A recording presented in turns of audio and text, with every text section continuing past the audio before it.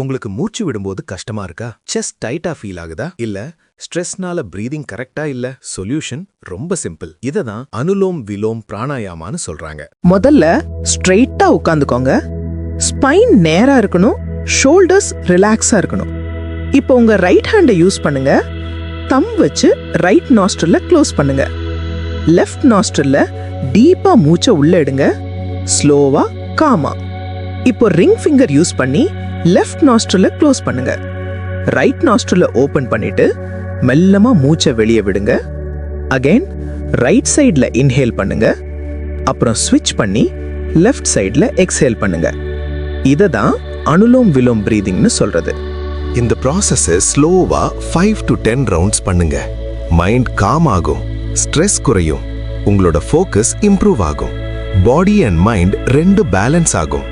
Daily 10 minutes பண்ணினா போதும், நீங்க ஒரு பீஸ்ஃபுல் லைஃப் ஃபீல் பண்ணுவீங்க.